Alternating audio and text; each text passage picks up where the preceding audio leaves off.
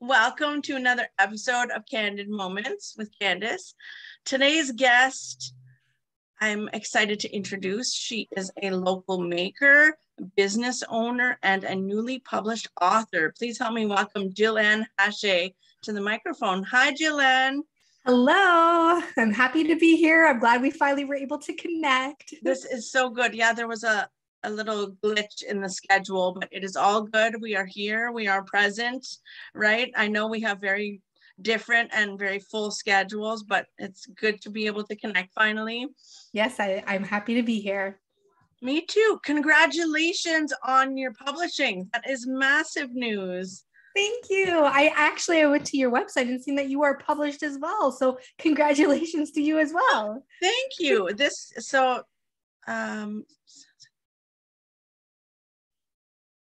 Gonna be 6 years this year that I published. Yeah, in August. Yeah.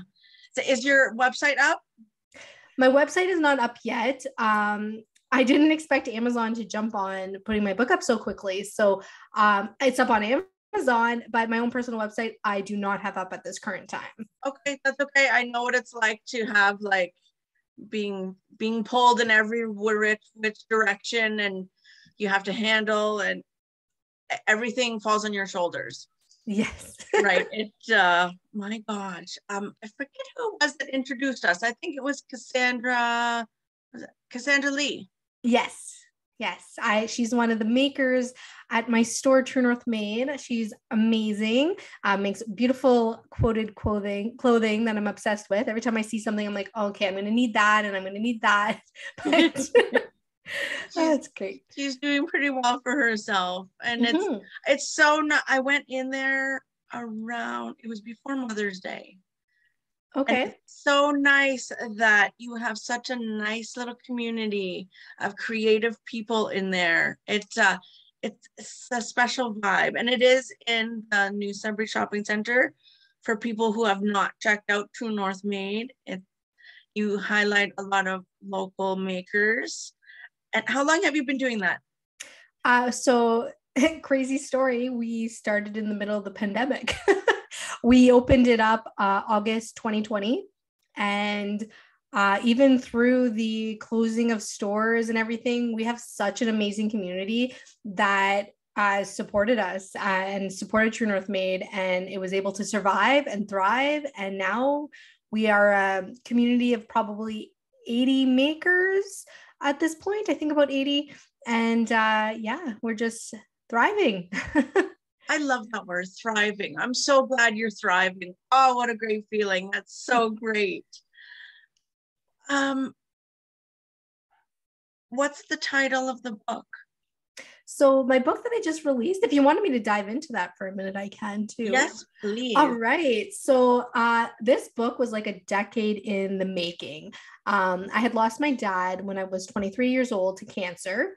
It wasn't, how do you say that? It was unexpected for me, not for him. I found out while I was pregnant with my daughter, and my world just kind of like came tumbling down, and I was like, what's going on here?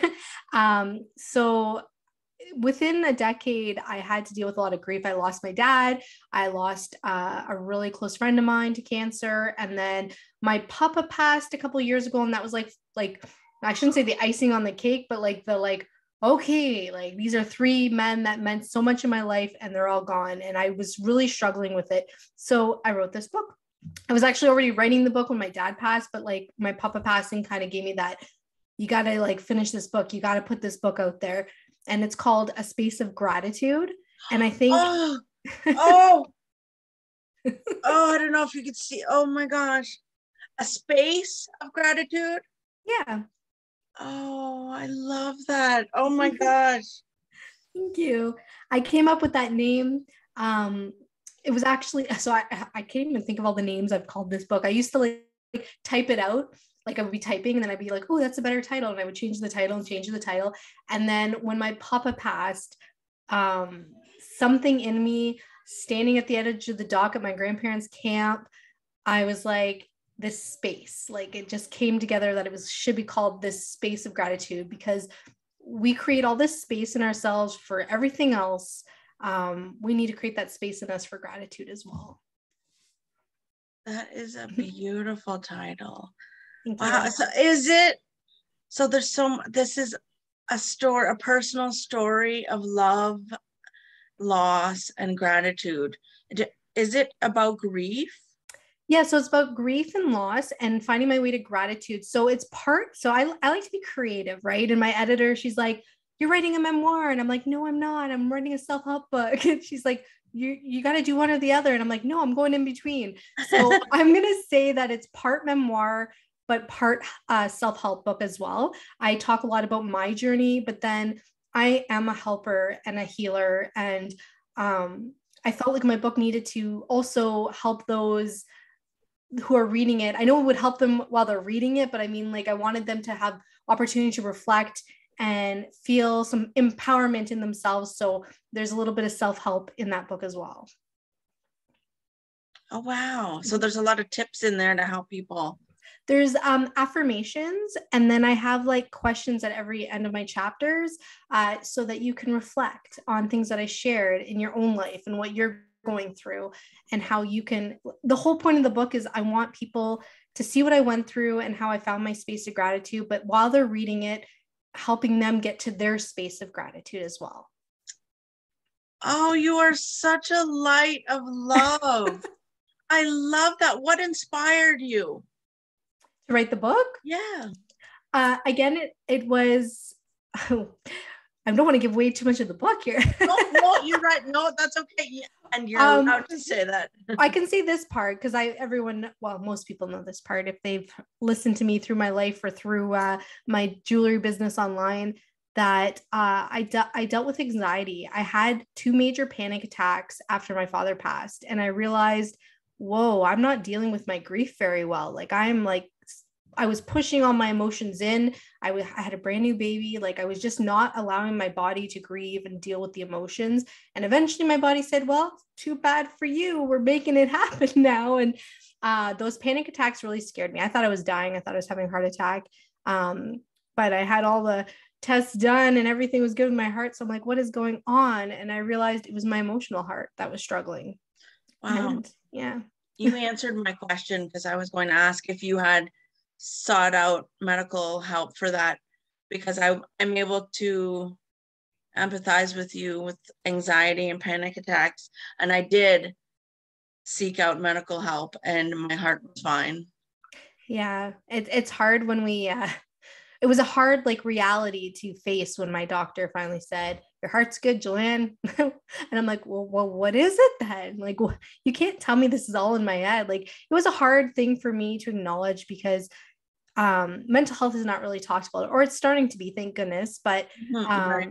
you feel ashamed in a moment. You feel like a shameful feeling. It's weird. You're like, what are you saying? What you're saying something's wrong with me. But thankfully, when I discovered this in myself, mental health was being talked more about and becoming more accepted, and there was more resources being provided. And I'm stubborn, so I was like, I'm going to take control of this anxiety. so Good. Yeah. That's a process in itself, Mm-hmm. right? I'm sure the both of us could write an entire book on anxiety alone.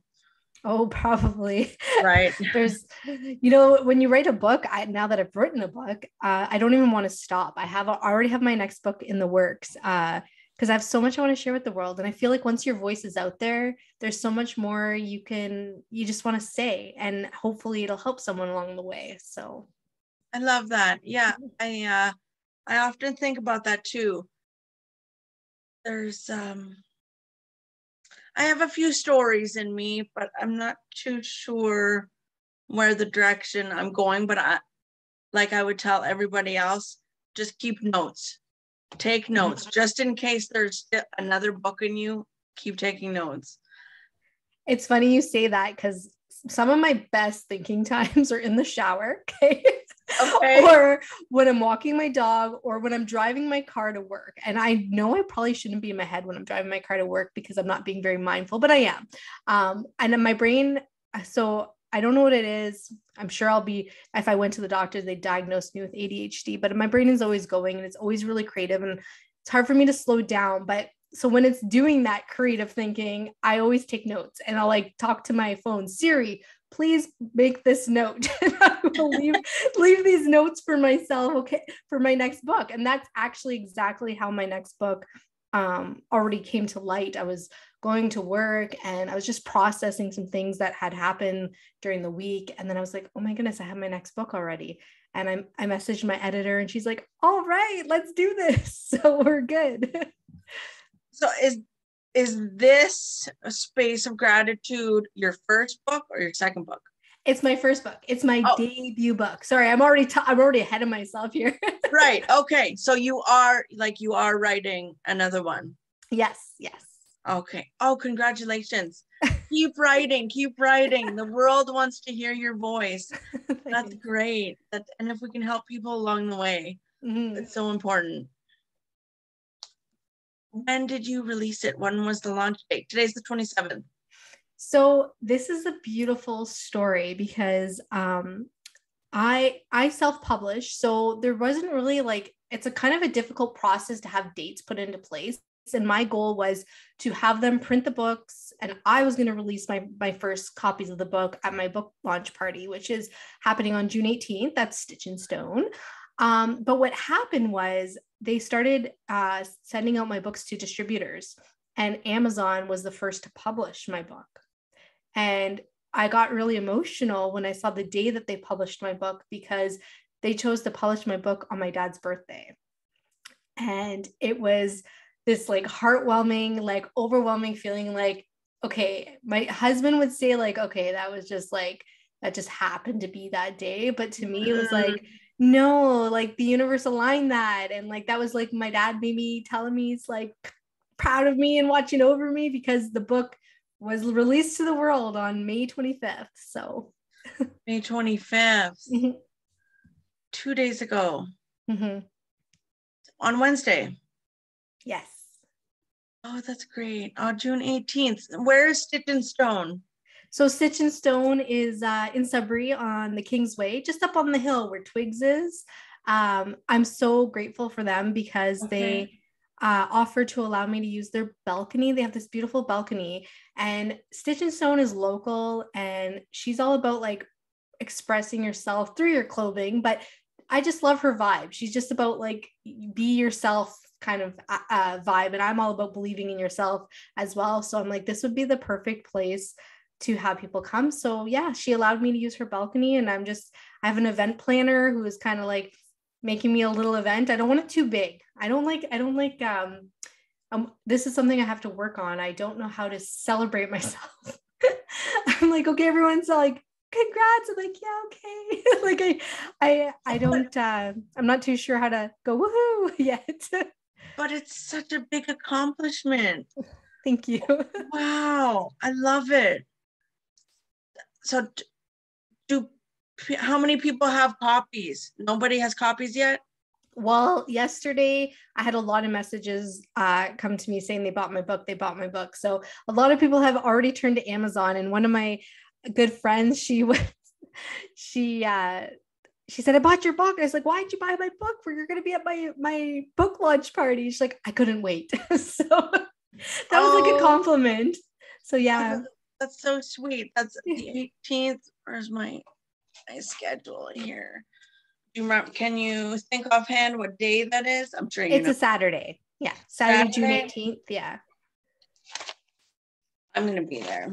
Oh, that's awesome. Thank you. Well, of course. You're giving me great content and you're local. How can I not support you? You're a fellow author. Of course I'll support you. I feel like I'm part of another club now, like the author club. It's exciting. I've already signed up to Goodreads, and I'm like, ooh, this is cool. Awesome. I was part of that too. That's part of the package. Just because I'm an author doesn't mean I know everything about the publishing process. I self-published through an American company. And yes, you know what? I'm proud I did it. If I were to do it again, I'd publish Canadian. Did you publish Canadian? I did. I went with Tellwell. Tellwell, they're in British Columbia. I was pretty excited because I was just all about supporting local, and when I finally decided like this book is happening, which was, well, it was this summer where I'm like, finish the book, finish the book. There was this like the voice in my head was like, just finish this book. Because I had all this information. I had all the words down on paper. I just hadn't organized it and I was overwhelmed by it. So I had started looking to see how I could get my book published. And I had reached out to publishing companies. But the more I looked out to publishing companies that would like publish you, the more I read about how self-publishing is a more beautiful way to go. And I decided to self-publish. And most indie authors end up self-publishing. So I'm an indie author. I like that word. Oh, cool. It's so like hip. What time's your book launch? It's from 12 to 2. Perfect.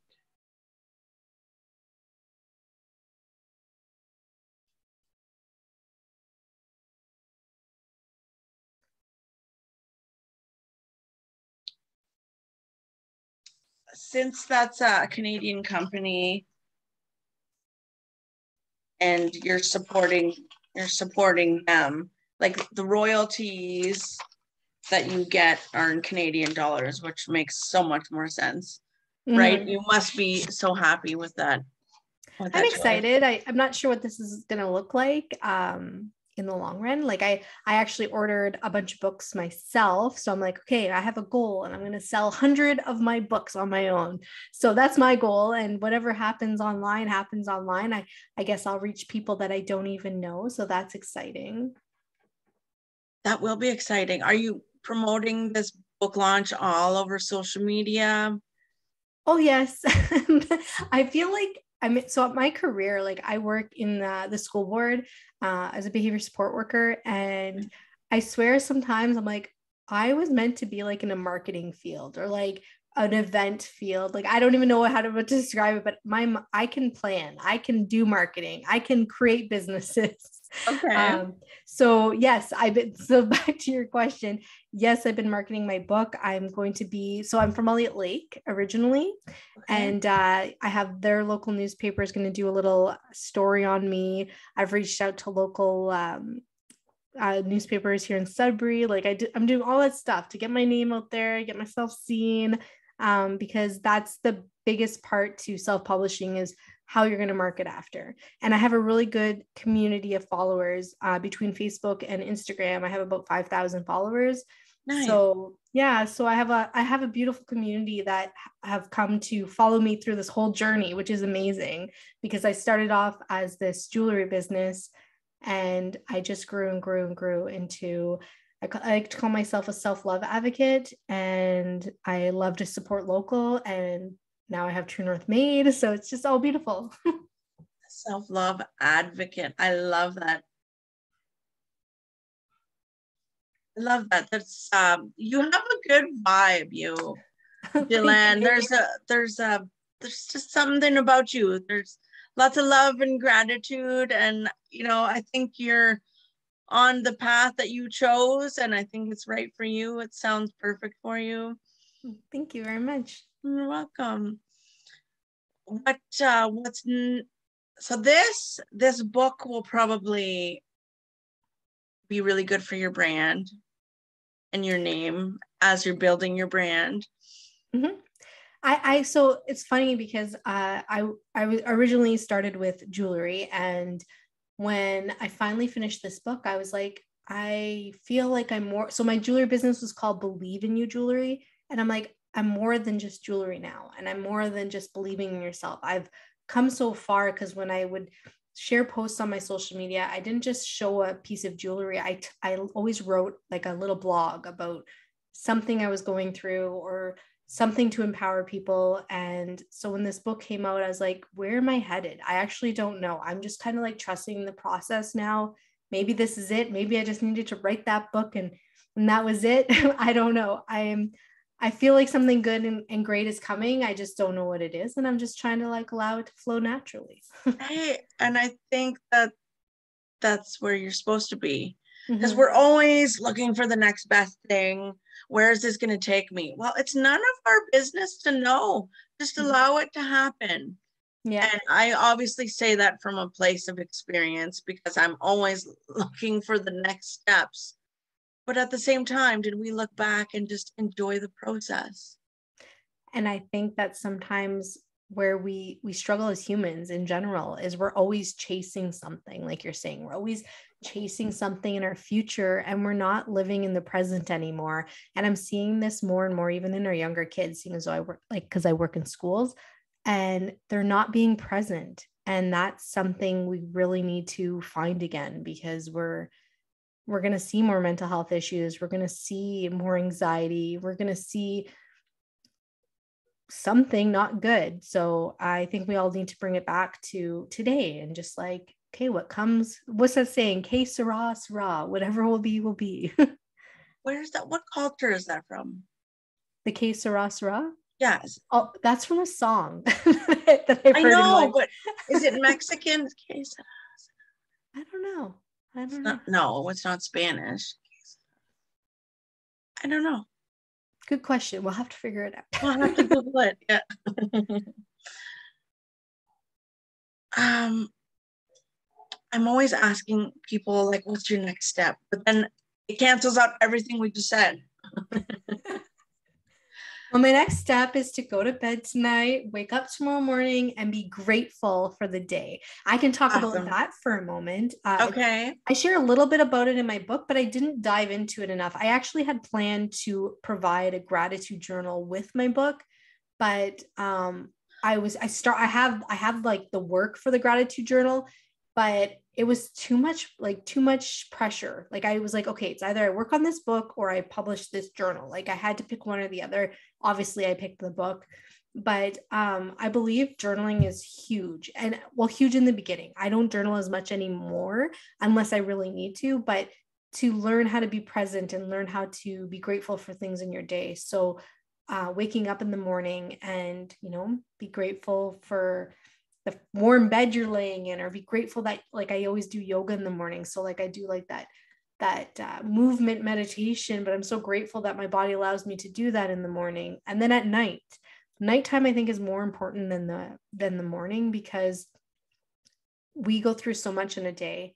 We could start our day happy and then be miserable at the end of the day. One of my girlfriends I text all the time, she would think that I was crazy because one minute I'm happy, next minute I'm sad or mad or all over the place. But it's true, because in our day we're faced with so many emotions. And at the end of the day, if your day ends not great, then if you go to bed and think of something though that you could be grateful for in that day, like even though work was hard, you came home and my little girl hugged me, or I come home and I'm like, okay, I'm in a safe home and I have a bed to sleep in. Like thinking about those things, all those little things that bothered you through the day don't seem to matter as much, and you're able to let them go a lot easier. Right. And even though you were going through a hard time, let's say, and you went to work and you made your coworker or even your neighbor laugh at some stupid, silly joke that you told, you laughed harder at it. And then all the neighbors looked outside and you were laughing like a hyena. It actually put a smile on your face and everybody else's face. Yeah, moments like that. Yeah, they're beautiful. And there's always something in your day. There's always something in your day, no matter how bad the day is, that you can turn it around in your mind and be grateful for something. And that's something I learned a lot about. So I compare the brain and the soul, right? I believe our soul is one thing and our brain does the other. And we tend to, as humans, wire our brains to believe all this negative stuff, or like we talked about chasing things, right? And it's always like, I need this, I need that, I need this. But like if you like find that gratitude, you're like rewiring your brain, and your soul is able to speak more, and I don't know, you find this peaceful place. That's what my book's about. I found this peaceful place in accepting everything is what it is. I'm going to still face more loss in my life, but I'm going to accept it more peacefully, if that makes sense. I don't even know how to explain Yeah, that. you're right. I think just acceptance in itself is such a big, big stage in our life. Mm-hmm. What's the final stage of grief, right? It's that acceptance, right? So Right. Who I'm trying to think of who wrote it. I didn't read it, but I read the synopsis of the 5 stages of grief, the 6th stage of grief. It was written last year, within the last couple of years. Did you hear about it? The 6th stage of grief. No, now I'm curious. You know what it is? I do not. It's meaning. Oh, that's deep. Yeah. So I read some of the reviews and they were mixed. And just like anything, everybody's going to have their opinion, and that's fine. Some people found it very helpful. So maybe I'll read it one day. Yeah, well, I see in my book I talk about the 5 stages of grief, but I believe some like information out there, there's even more stages. But we can't, to me, you can't really put a stage anyways, and I share that in my book as well. You can't really just say this is what you're going to go through and this is how it ends. You just have to ride the wave of that experience and trust in it. You just have to trust in it. So a girlfriend of mine, she has a tattoo on her wrist. It says trust, and it's very close to her heart. So what that means is like just trust in the process. I love that. And to be present. Yeah, so she trusts, and she doesn't have to remind herself because it's tattooed on her body. I did something very similar, actually. I'm not going to spoil my book, but I went through a really, really hard time, and I went and got the word stronger written across my wrist to remind me that everything I'm going through in life, it's making me stronger. It's making me wiser. I'm getting back up off the ground. I'm not staying down. Right. I like that. Yeah. And I think we all need to remember that about ourselves, that we tend to think, oh, this happened to me and this happened to me. But if I could go back and talk to that previous self that I was and say, oh my goodness, look where you ended up because you didn't give up and because you were stronger. I love that. I feel like I've seen the picture of it on social media. Oh, maybe. Yeah. I like that. That's deep because it doesn't matter what I think, because it's your body, it's your tattoo, it's significant to you. The meaning behind it is significant to you. I have, can I show you? Sure. It's not healed, and it's going to be shaded in. I just got this last Friday. So I know when you look at it, you're like, whoa, that's huge. I know the day after I was thinking, what did I do? But there's flowers around it, and it says, she found strength and gratitude in the pain. And this heart is a part of my signature. I love it. And I love the saying with the gratitude in there. Thank you. On the same arm, I have grateful right here. Oh, I love it. So we could like really relate with our understanding of pain and gratitude. I love that. See, me and you were supposed to meet. I totally believe that. People come into our life for a reason, a season, or a lifetime. It's so true. Yeah. Pain and strength and gratitude, strength, gratitude are very close to me. Pain is too, but it's separate. Maybe I am strong and grateful as a result of the pain, and you can also relate to that. I think that's pretty universal. So that's my stronger tattoo. You know what I mean? Love it. I love it. Yours is a lot bigger. Maybe I'm thinking maybe I have to expand on mine a little bit. Oh my God. No, everybody. No, I don't want to encourage you to I'm just joking. Change your art. I like let me see. Oh, mine's just a little one on my wrist. I like that. And it has a little heart too, actually.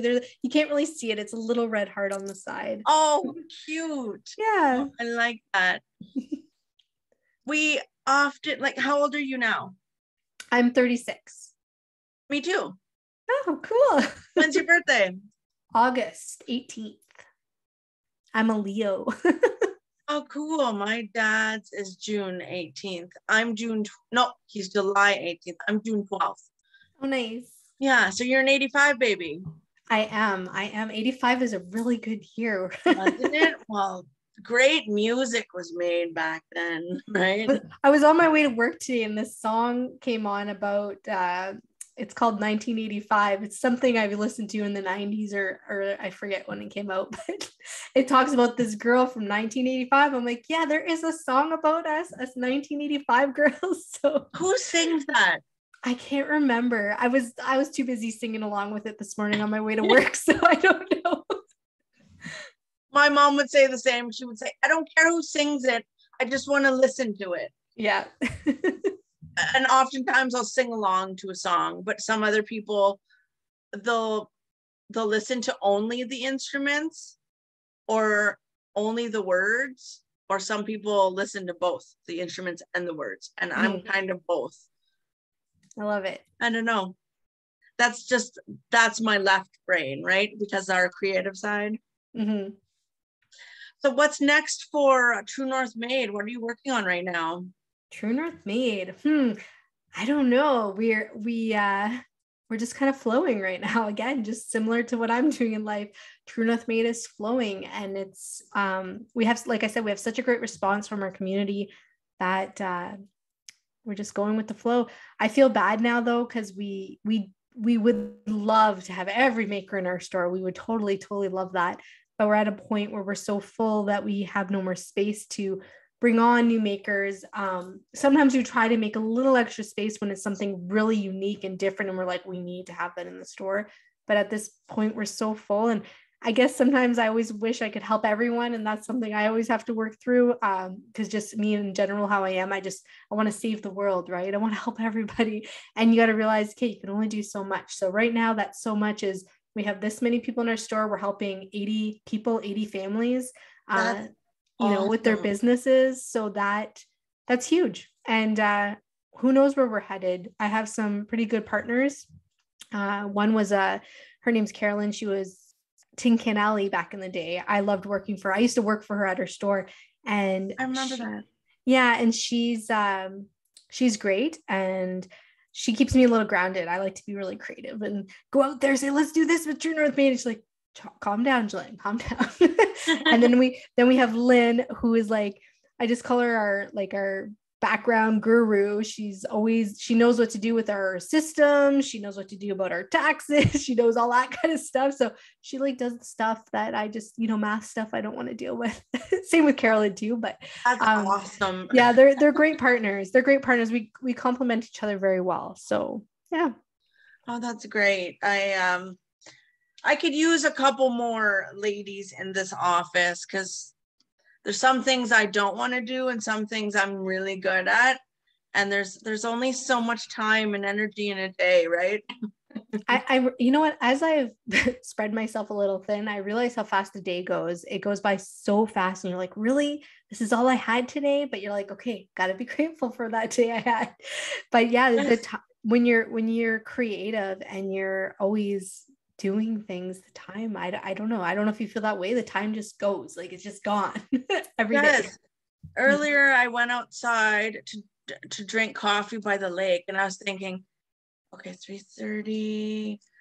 No, it was just before 3:30, so it was like a quarter after 3, and I'm thinking, okay, I have to do this, and this, and then I have the interview at 4:30. So I'm thinking, okay, wait, if I finish my coffee and then go in and do this, but if somebody comes and bugs me, like not bugs me, but if one of the neighbors comes out and talks, I'm gonna be there for a while, because we have to exchange stories, and it just kind of flows.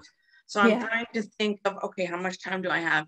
And then somebody taps me on the shoulder, and I had a headphone in, and I'm thinking, oh, I knew someone was gonna come and talk to me, but I allotted that hour before my interview. I hear ya. I think things happen pretty harmoniously, and we do need to flow with gratitude. I totally get your vibe. Mm-hmm. That life becomes much more joyful when we're grateful. Yes, and meaningful and more beautiful, because sometimes we can get stuck in things. Like I like to say that we get stuck. Like when I was dealing with grief, I wasn't allowing myself to grieve my dad. I was stuck. Or I even relationships. like romantic relationships or friendships. We can get stuck in patterns and stuck in toxic relationships that don't serve us. They actually drain us. And acknowledging that and just pushing past that, you better your life. You better your life for yourself, your children, your partner, your puppies, your cats. You better your life for your family. And I think family is really important. I've always been big on family, and I don't know, my kids see the transition in me. My oldest, who's 13, obviously she was there with me through my grief, losing my father and my best friend. And I think she's seen the transitions through the years, and I'm making her proud. So that must be a good thing. And you girls are growing together, right? Mm-hmm. Yes, yes. See, my best friend birthed me, and we're growing as women, like together. Mm-hmm. Like I feel like the two of us have grown up together. Like I've watched her grow as a mom, and she's watched me grow into a woman. I love that. That's so Yeah, true. me That's too. beautiful. I love that girl. I'd love to get matching tattoos with her. There's an idea behind it. There's I think I cut you off. Sorry, sometimes I No, ramble. no, you didn't cut me off. No, we're good. I ramble too, so don't worry. Sometimes I'm like, people, you just have to walk away from me because I'll just keep talking. Me too. There's sometimes there's no filter or no boundary, and sometimes I need to learn to just listen. That's a good tattoo idea too. Listen. Mm-hmm. That's Mm-hmm. interesting you shared that. I can share a little, well, it's not really my story to tell, but it's a little bit. In my book, I talk about it that my partner at the time, my oldest daughter's dad, his dad was sitting with me at a dinner table. And this was a day before he passed away, a sudden death that we weren't aware of. But for some reason, he said, what message can I write on this? It was a plate of spaghetti he made his son, and he wanted to leave a note on top. He was just trying to be silly, I thought. And I'm like, well, you tell him he needs to listen. He needs to listen to me. So his dad wrote listen on this paper plate, and that paper plate is now framed in a beautiful memorial thing of his dad, because that was his dad's last message to him. And it's a very important message to listen to yourself, listen to the ones that love you. And yeah, it made me think of that when you said that. So. I have shivers. Oh, what a beautiful message. Yeah. I wonder if he has that tattooed on him. Listen. He's not a tattoo guy. No? Okay. Too bad for him. No. Yeah. Wow. That's kind of like one of the themes in my life too. I don't know about you. You know, life is so chaotic, and I'm one of those people. People will come to me for advice, and I'm thinking, well, are you sure you don't want to go see like an actual specialist? Because like I'm not a qualified social worker or a counselor. I give advice to people all the time, and it sound legit advice. But I don't always take that advice, because then I will ask people, and then, well, you know the answer to that. You give advice to people all the time. Take your own darn advice. What? So I need to listen as well. So I feel like you're giving me a counseling session. It's easier for us to help others.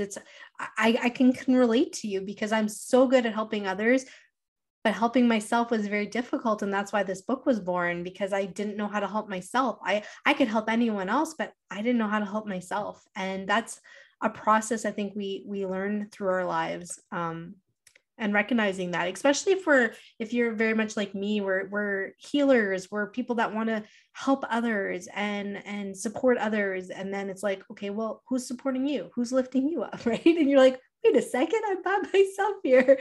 So gotta recognize that. Mm-hmm. Was that writing the book? It sounds like such a healing journey for you. It very much was. And I didn't realize that is what I did for myself until the last sentence was written. I said, oh my goodness, I just gave myself my own counseling session. I just told my truth. And it was actually really hard to write my book because I had to reread it a lot. And I kept reliving those moments that were very difficult for me. And I even went through moments of, okay, a panic attack's coming. Like I was like, oh my goodness, like I was creating the reactions in my body. And I was like, and now I got to deal with this. Even though I felt like I've come a long way, I was reliving those moments and it was making it difficult. But when the book was done, I was like, wow, I just helped myself. Wow, that's so great. Mm-hmm. Wow. Oh, I feel all the feels right now. It's life is such a roller coaster of emotions, especially for women too, right? Like everybody leads with emotion. I But this, definitely lead with emotion, sometimes too much. yeah, me too. Sorry. There's this, oh my God, there's this thing I have to send you. There's a comedian. He talks about, and he has two different heads on the stage. One's a male and one's a female. And they talk about the difference in communicating and how the men only have 5 boxes in their brain, and women were kind of just everywhere, and it's all led by emotion. So it's all this big maze and everything is interconnected. Oh my God, it's the funniest thing. But meanwhile, the man can only be in one box. So he's either in the car box or the house box, or the work box, family box, the house. You know what I mean? Yeah. And we're thinking about all these different things. Meanwhile, he's just like, we have ended our relationship in our mind and thinking about all of these things because of something that was said months ago. And we're freaking out with anxiety. And meanwhile, we're about to get out of the car and say, okay, like this is over. And then we look over at him and say, do you want to talk about this? Because I know it's over. And all he says is, what? I hear a sound in the tire or in the wheel because he's in the car box. Okay. Maybe I don't think I explained it very well. My neighbor was telling me about it. It was, how did that relate to what we were saying? Because we were led by emotion, because women are so led by emotion, right? Yes, we definitely are. Healing and grief. Mm-hmm. That's a really big topic.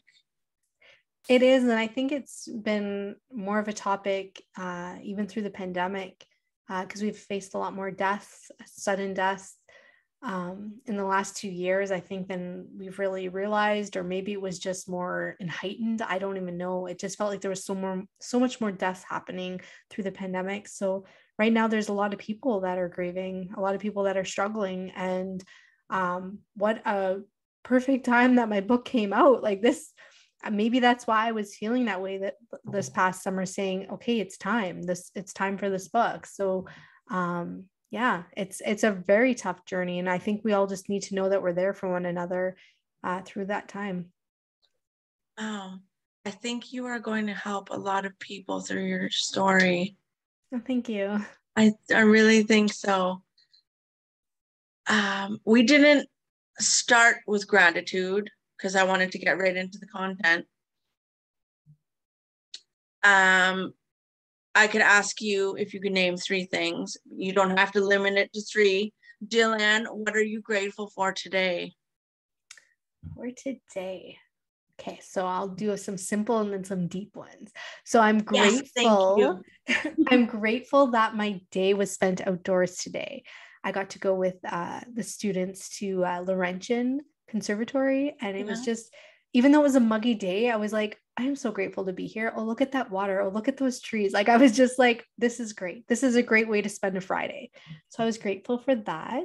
I am grateful that this is going to sound a little, or I'll just say that I'm grateful that my husband recognizes my stress, and he's taking my little one to camp. So he's giving me some space. Oh, So I'm nice. grateful for my space I'm going to have this evening. And a little deeper, I'm just grateful for the people in my life. Because yesterday the reactions and the support that I received with the launch of my book on Amazon was huge, and it made me very emotional. But I have some great people in my life, like close and far. So I'm really appreciative of that. Oh, that's great. I love that. Okay, my turn. Today, oh my God, I live in one of the best little corners of this city, and the view is gorgeous. It's beautiful, but not only just the view and the location, and it's very central. My community here, all the neighbors, we have such a nice group of neighbors in this building. And I was outside earlier talking with the neighbors. Some of them are moving. We've lost some neighbors. There's a plaque outside in memory of one of the neighbors, where it's like a big family here. We laugh with them. We share stories with them. I've cried with them. We've celebrated together. We've had dinner together. We've had campfires. I love my neighbors. They are so great, and really do love where I live. I get to go on a trip tomorrow. Oh, I have to pack tonight because I'm going on a trip to a conference in Kitchener tomorrow morning with a girlfriend of mine. And I haven't traveled. I haven't traveled in 2 years. So to gather with people, I'm so grateful for that. That'll be so exciting. Oh my gosh, to be amongst people and just to be amongst them. There's such a vibe. Human connection is so important. And I'm grateful for the fact that I can work from home, and I can choose. Home can be anywhere in the world. I'm looking at my map. I should throw a dart and see if that's something I would consider. But I work for myself. A friend of mine recently told me, you're not just a speaker, author, podcaster. I said a content creator, just like her. And she said, no, you're not a content creator. Because when people say content creator, you're limiting yourself.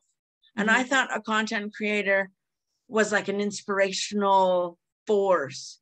But she said, no, it's so much more than that. And she listed all these things. And I'm grateful to connect with her. I could go on and on for days.